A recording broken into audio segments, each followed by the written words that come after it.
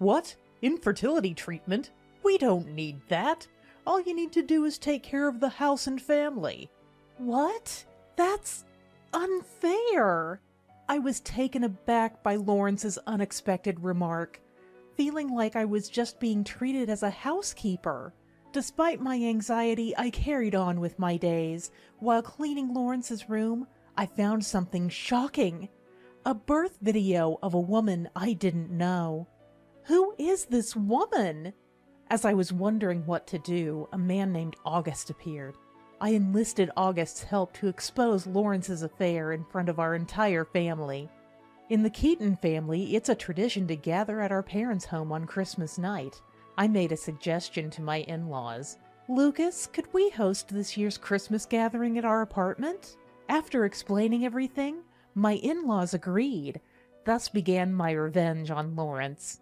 I'm Maria, a 40-year-old housewife, married for 3 years.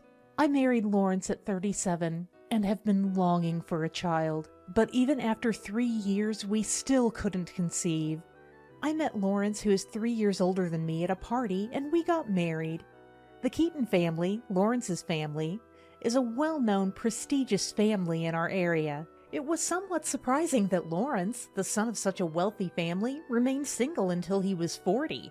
However, we clicked, and I thought we were a good match, so I didn't hesitate to marry him. After our wedding, we started living in an apartment near his parents' house. Eventually, we planned to live with his parents, which seemed natural since I married their only son. Both of my in-laws cherish me as their daughter-in-law. Lucas could be a bit difficult, but my mother-in-law Diana was very kind. So I thought we would manage just fine. Following Lawrence's wishes, I quit my job to help out with family chores. I've always enjoyed helping others. I thought my dream of a happy married life was starting. But about a year into our marriage, I began to notice a change in Lawrence. He had been so kind when we first married. Recently, however, he seemed increasingly distant. When he came home from work, he wouldn't even say, "I'm home." He just handed me his shirt and said, "Wash this and iron it." We barely talked except when he had chores for me. I wondered, did I do something to upset him? Reflecting on my actions since our marriage, I couldn't find anything that would have angered Lawrence. Still concerned, I decided to talk to Diana about it. "Diana, recently I feel like Lawrence has become colder. He hardly talks to me unless it's about chores. Am I doing something wrong?" Diana smiled kindly and answered, "Lawrence is just like Lucas. After we got married, Lucas was the same way. Maybe Lawrence, like his father, finds it awkward to talk with his wife. So I shouldn't worry too much? Perhaps that's just the nature of marriage. Over time you'll come to understand each other better." Her words reassured me a little. Lucas and Diana have a very good relationship now, so I thought maybe Lawrence and I will get along better as time goes on. But I was still worried. Maybe if we had a child, Lawrence would change. I've always loved children and longed for my own. To that end, I checked my basal body temperature every morning and tracked the best days for conception. I also tried to lead a healthy lifestyle to improve my chances of getting pregnant. But 3 years into our marriage, there was still no sign of pregnancy. Maybe the problem was me. I decided to bring it up with Lawrence. "Lawrence, we've been married for 3 years and still no children. I was thinking we should get checked." "What do you mean, get checked?" Lawrence asked with an indifferent expression. But I gathered my courage and continued. "I mean, either you or I might have an issue. Maybe we should consider infertility treatment." I hesitantly brought up the topic of infertility treatment, but Lawrence just looked annoyed. Then he said something unbelievable. "What? Infertility treatment? We don't need that. Just do your chores and take care of the family." "What? That's harsh." I was shocked by Lawrence's unexpected response. I felt like he was treating me as nothing more than a housekeeper. Don't you want children? Even Lucas is expecting someone to continue the family name. I challenged him, but Lawrence seemed lost for words for a moment. "That'll work itself out." "What do you mean by work itself out?" I questioned his vague response, but he didn't reply. "The heir will work itself out." I couldn't stop thinking about what Lawrence had said, and the meaning behind those words would be revealed in an unexpected way later on. I spent each day burdened with anxiety. Day in and day out, cooking, laundry, cleaning. It was a never-ending cycle. I told myself it was natural since I was a daughter-in-law, but it felt increasingly empty. I was cleaning Lawrence's study again today. The room is lined with countless books. I have to carefully dust the spaces between them. Next to the bookshelf, there's a large CD rack. Due to the awkward gaps, I need to take everything out to clean it properly. I carefully removed each item, trying not to mix up their order. It seems the top shelf is filled with DVDs. While taking out about 20 at once, I lost my grip and dropped them all. Oh no! I need to put these back exactly as they were. All of the DVDs had fallen out of their cases, and I couldn't tell which belonged where. Lawrence is meticulous, so he labels both the DVDs and their cases. I started matching the labels on the DVDs to their cases. Among them, one caught my attention. I couldn't tell what it was about, but it read, November 30th, 2022, Clyde's birth. Clyde? Who's that? Seeing this reminded me of Lawrence's words. The air will work itself out. Suspecting a connection, I decided to play the DVD. I took it to the living room where the TV and player were. Pressing play, the screen showed a dark room with a bed that looked like a hospital examination table. A woman in her early 20s lay on the bed, smiling at the camera. She wore oversized pajamas, and her belly was visibly large. She was pregnant. The woman calmly smiled, then suddenly grimaced in pain. "It hurts! Lawrence, rub my back!" "Rosamond, just a little bit longer. You can do it." This must be labor. But more than that, I was startled by the voice of the man rubbing her back. Is that Lawrence's voice? The pregnant woman called him that too. She was in obvious pain. I've never experienced it, but it seemed like the baby was about to be born. So this was a labor room. Who is this woman? This woman in labor, continuously calling for Lawrence. Why was Lawrence there with her? After a while, several women in nurses' uniforms, presumably midwives, entered. They were guiding the pregnant woman in breathing techniques. The pregnant woman was then moved to the delivery table, and Lawrence followed her. It seemed the filming had paused for a while, and then, in the next moment, incredibly, the scene vividly displayed Lawrence attending the birth. Throughout her pain, the woman continued to call out Lawrence's name. "Rosamond, it's okay. I can see the head. Just a little bit more. You're doing great." Lawrence's excited voice echoed. Tears started rolling down my cheeks. Lawrence was having an affair. The date on the label was exactly 1 year ago. This meant the affair had been going on for nearly 2 years. Was this DVD definitive proof? But this alone wasn't proof that the child was Lawrence's. In situations like this, I'd need a lawyer or a detective to investigate. However, Lawrence only gives me enough money for living expenses, so I don't have much to spare. As I was lost in thought, the doorbell rang. Looking out the window, I saw a man in his late 20s. "Hello, may I ask who you are?" "My name is August. Is Lawrence home?" He looked troubled. "No, my husband isn't home yet." "I see. You're his wife, aren't you? Sorry to bother you, but may I have a moment of your time?" I was curious about this troubled-looking man. Opening the front door, he politely handed me his business card. He introduced himself as August. The name sounded familiar. "Actually, I came to talk to your husband about a colleague of his, a woman named Rosamond." The name Rosamond caught my attention. It was the same as the pregnant woman from earlier. Is this Rosamond by any chance the woman who gave birth about a year ago?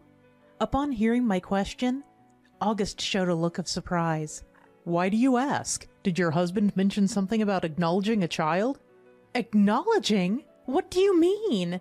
As I pressed for more answers in surprise, August covered his mouth with both hands, shocked. "I'm sorry," he said, clearly regretting his slip of the tongue. I calmed him down. "It's okay. I have an idea about what's going on, so please, won't you tell me everything?" I invited him inside to talk more comfortably. I served him coffee, but August didn't touch it, his expression grave. Then he murmured, "Rosamond is my ex-girlfriend." "What? So you broke up because she had an affair with my husband?" "No, it's not that, but—" I was confused by August's response. Normally, if a girlfriend cheats with her boss, the boyfriend would be angry and break up, or confront the man she cheated with. But August didn't seem to fit that pattern. "But isn't the child in Rosamond's womb Lawrence's? How could that not be the reason for your breakup?" "It's not like that! The child is actually mine!" August's sudden loud declaration startled me. More importantly, what did he mean the child wasn't Lawrence's? You mentioned Lawrence acknowledged the child, right? Does he know it's not his? "I don't know about that, but Rosamond insists it's Lawrence's child." "Do you have proof it's your child?" "Yes, I do," August asserted confidently. He had seen the baby, Clyde, and claimed the boy looked exactly like his own baby photos. That's why he tried to reconcile with Rosamond. However, Rosamond refused, not wanting a family with financially unstable August. No, it wasn't just that. Rosamond insisted that Clyde was not August's child, but definitely Lawrence's. That meant she had been involved with both men for a while. She got Lawrence to acknowledge the child, and he was even covering both child support and Rosamond's living expenses. Whenever I asked Lawrence about his salary, he would snap back, "Why do you need to know?" I see. He didn't want his salary known for that reason. I was filled with a sense of frustration and helplessness. August couldn't give up on the child and hired a detective. It turned out Clyde was indeed his son. "Mrs. Keaton, even if the child isn't your husband's, he was still having an affair, and we can't overlook him giving money to Rosamond." "Of course not." We decided to collaborate and resolve this matter. Now it's December. In the Keaton family, it's traditional to gather at the family home on Christmas night. I made a proposal to my in-laws. "Lucas, can we host this year's Christmas gathering at our house?" "Why? You know our family is quite large," Lucas asked. "It's a lot of work preparing the meal and all." To get their cooperation, I knew I had to tell them the truth. I first shared with my in-laws the story I heard from August to prevent them from being too shocked. Then I decided to show them the DVD. Lucas, with his eyes wide open, watched and was at a loss for words. "What is this?" Diana was also greatly shocked to see Lawrence attending the birth of an unknown woman. I explained to my in-laws the plan I had devised with August and asked for their cooperation. "All right. Not sure how it'll go, but let's help," Lucas agreed. "Yes, we need to confront Lawrence about this," Diana added. Their support was reassuring. All that was left was to wait for Christmas. And now, a month later, on Christmas night, the Keaton family relatives gathered at our house. We set up a long table in the living room and arranged the food. The relatives looked puzzled. "Why are we gathering here?" Before we started eating, Lucas stood up to address everyone. "Thank you for coming to the Keaton family's traditional gathering. It's a bit cramped, but there's something we need everyone to see. So we're here at the young couple's house. We don't have the equipment to play a DVD at our place." After Lucas spoke, I also stood up. "Before we eat, please watch this video." I turned on the TV and prepared to play the DVD. "What is it? Some fun video to show us?" Lawrence asked with a smile, looking at me, unaware of the fate that awaited him. As I pressed the play button, Lawrence's face froze in that instant. The screen showed Rosamond's face as she lay in the labor room. "Is this? Hey, stop it, Maria!" The relatives around us started murmuring in confusion. "What is this?" "Who is this pregnant woman?" Everyone's gaze turned to Lawrence, realizing the trouble he frantically searched for the remote control. But anticipating this, I had hidden it. When Lawrence realized there was no remote and approached the video player, Lucas stopped him. "Stop it! Let it play!" Desperately trying to stop the video, Lawrence struggled, but he was held back by Lucas and me.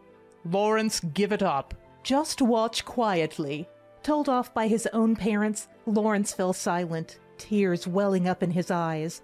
Meanwhile, the birth video continued to play. This means Lawrence has a secret child. Oh, to think someone in our Keaton family has a mistress. If people find out, we won't be able to show our faces around the neighborhood. Amidst the commotion, with some relatives crying, I tried to calm everyone down. Please, everyone calm down. The baby born is not Lawrence's child. What?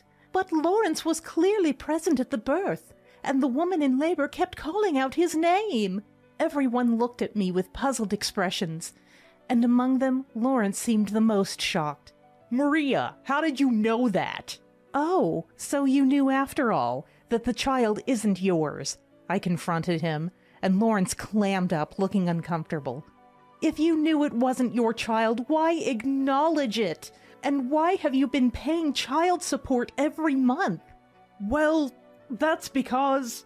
Lawrence, sweating, struggled to find the words. Acknowledgement? Child support? And yet you say the child isn't Lawrence's. Explain yourself. That's right. We can't accept this as it is. Everyone was demanding answers from Lawrence, but Lawrence couldn't bring himself to tell the truth. Unable to hold back any longer, Diana fell to her knees in front of everyone, crying. I'm so sorry, everyone. It's my fault for not raising him properly. As Diana sobbed, I patted her back to comfort her. No, Diana, this isn't your fault. I'm about to call someone who can testify to that. You're right. Sorry for losing my composure.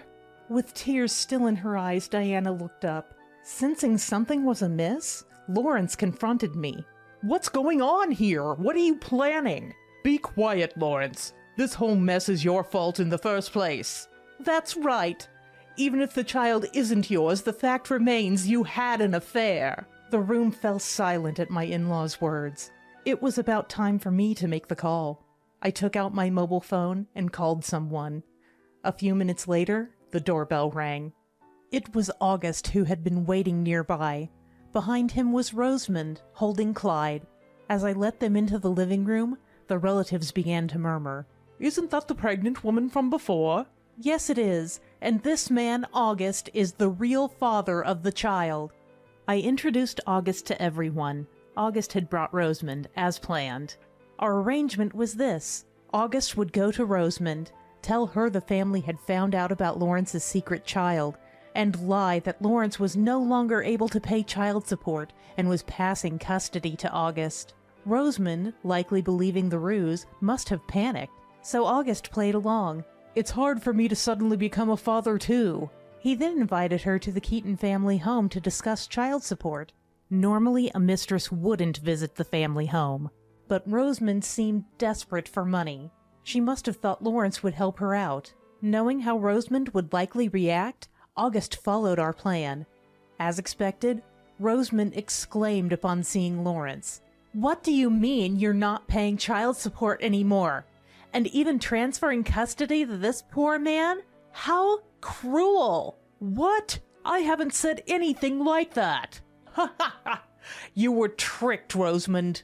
What do you mean? Was it a lie? Yes, and the story about Lawrence not paying child support and transferring custody to me was a lie. I had to say it to get you here. That's terrible! You deceived me! But the fact that his wife found out is true. So you needed to be here to atone for your affair and deceitfully taking child support. Rosamond's face turned increasingly pale at my words. It's not a lie. Clyde is definitely Lawrence's child. That's right. Clyde is my son, and I will make him the heir of this family. Lawrence defended Rosamond. However, the relatives wouldn't stay silent. What? You intended to make someone who isn't your biological child the heir? Lucas yelled, and the others joined in with their complaints. Amid this, Lawrence boldly declared, Maria can't have children.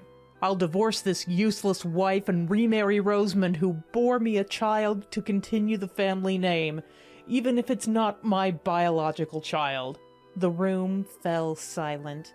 Then Diana clung to Lawrence. How can you abandon Maria, who has served you dutifully as our daughter-in-law? That's too much, Lawrence. It's necessary.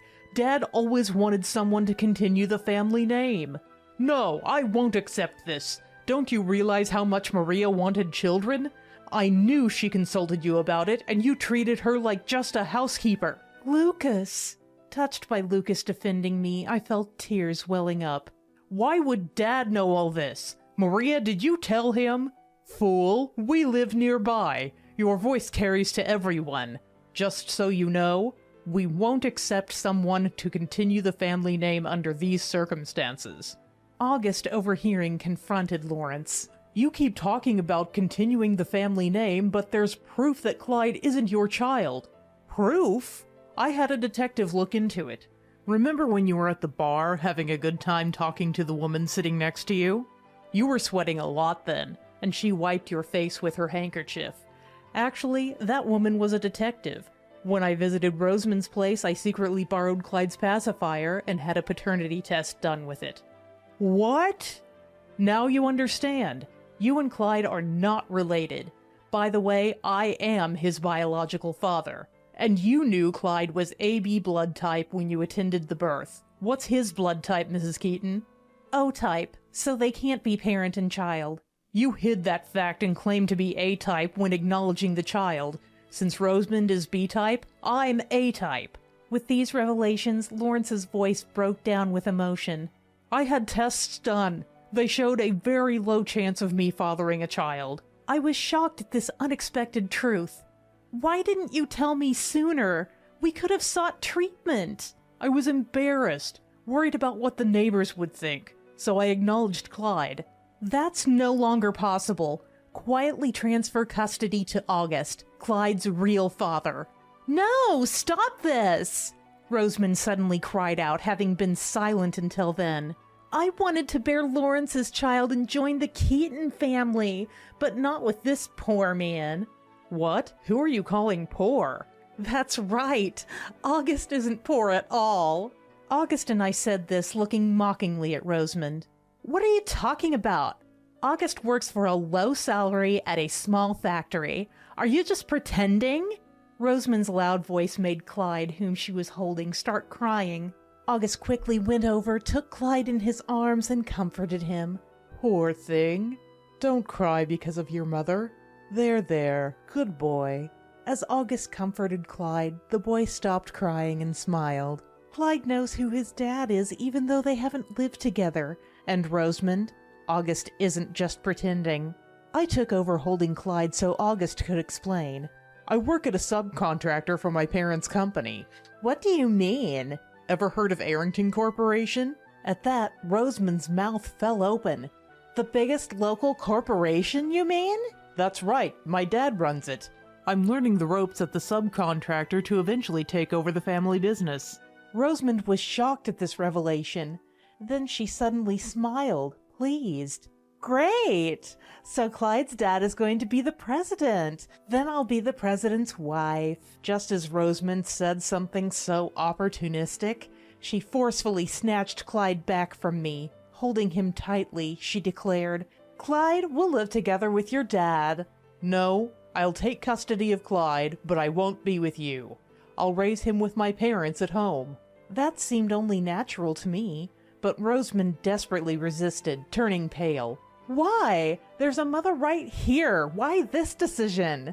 Of course. You lied and chased after men with money. How can I trust you? Then I won't lie anymore.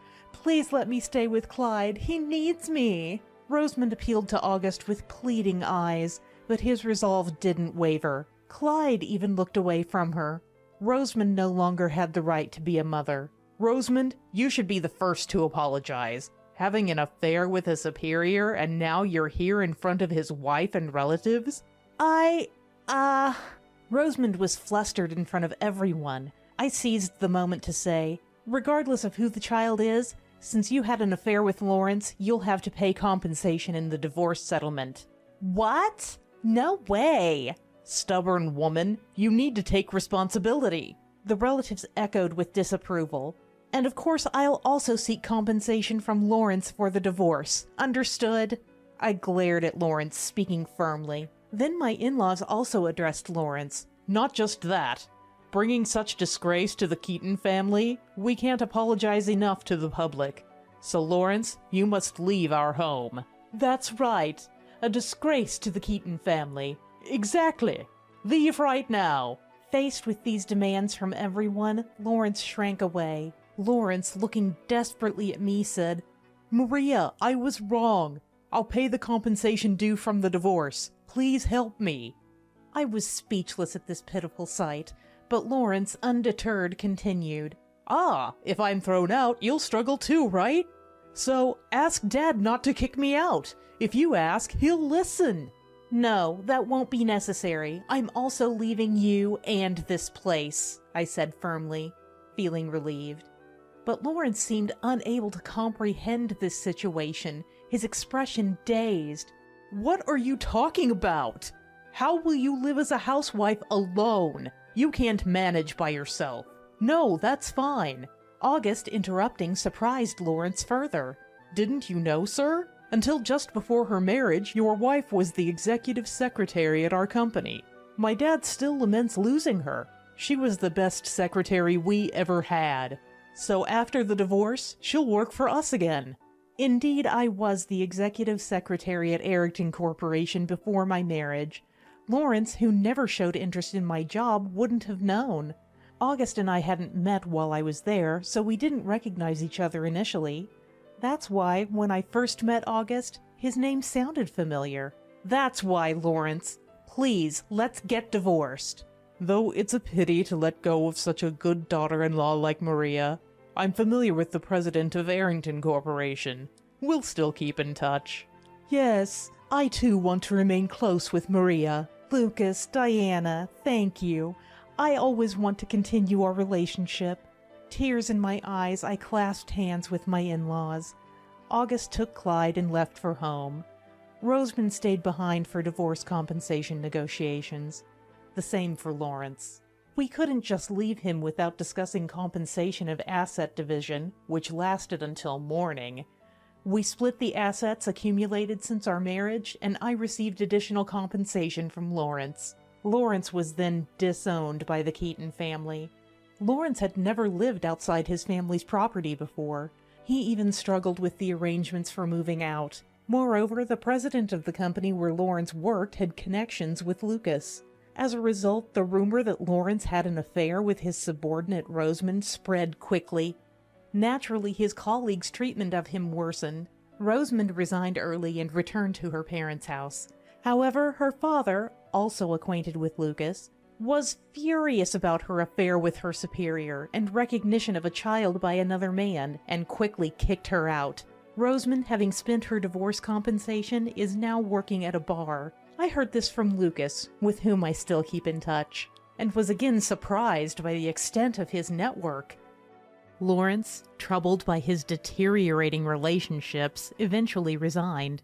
Where he went to seek work is unknown.